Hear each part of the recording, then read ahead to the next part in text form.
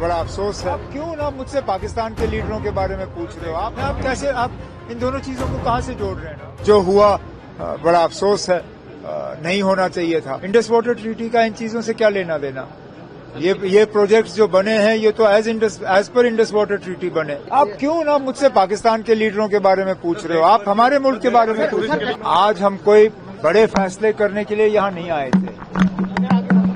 पहला मेरा यहाँ आने का मकसद ये था कि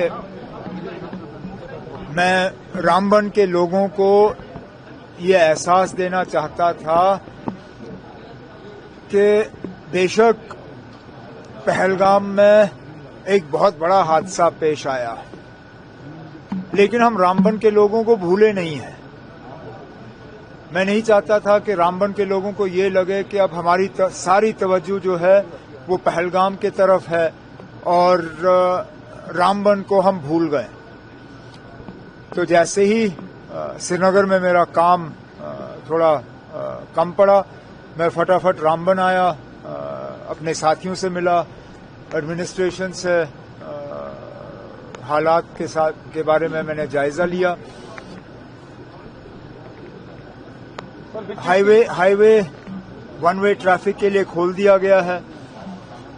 कल क्योंकि हम हाईवे पे थोड़ा और तेजी से काम करना चाहते हैं, कल शायद एक दिन के लिए हम हाईवे दोबारा बंद कर देंगे ताकि एक जो टनल हमारा बंद है उसको हम खोल पाएं।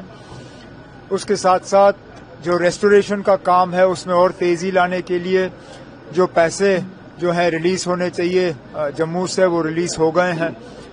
उसके अलावा एडमिनिस्ट्रेशन से डीसी साहब से मैंने कहा हुआ है, कई सारे ऐसे लोग हैं जिनके न सिर्फ मकान गए लेकिन मकान के नीचे जो जमीन थी वो भी बह गई है।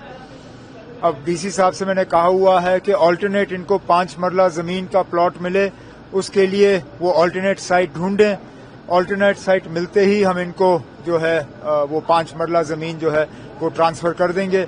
उसके अलावा एसडीआरएफ के तहत कमर्शियल लॉस जो है उसका मुआवजा मिलता नहीं है, तो मैंने डीसी साहब से कहा है कि एसडीआरएफ के नॉर्म्स के तहत उसके बाहर जो भी प्रपोजल यहाँ से आएगा, चाहे कमर्शियल एस्टैब्लिशमेंट्स के रिलीफ के लिए या यहाँ पे एक मांग आई है मुफ्त राशन की उन लोगों के लिए जिनको सबसे ज्यादा नुकसान हुआ है, मैंने डीसी साहब से कहा हुआ है वो एक प्रपोजल तैयार करें, उसको हम मंजूरी देंगे। तो यहाँ पे ज्यादातर जो डैमेजेस हुए वो सब those houses beside the nalas, तो are you going to frame any? पहले तो हम नाले साफ करेंगे, उसके बाद नाले का जो रुख है जहां से पानी इस बार गया उसको हम सही तरीके से उसकी जो है वो रिटेनिंग वॉल्स वगैरह करके ताकि आगे जो है इस तरह का नुकसान ना हो उसका हम इंतजाम कर लेंगे। तो बनाने देंगे वहीं पर ही मकान वहीं बनाने देंगे आप? नहीं ना, मैंने आपसे कहा है वहां तो जमीन अब रही नहीं, अब ऑल्टरनेट जमीन हम देख लेंगे, ऐसी जगह देख लेंगे जहां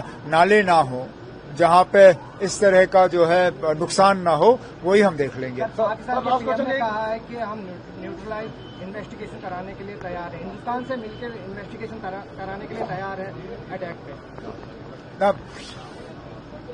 उन्होंने तो पहले ये तस्लीम ही नहीं किया कि पहलगाम में कुछ हुआ।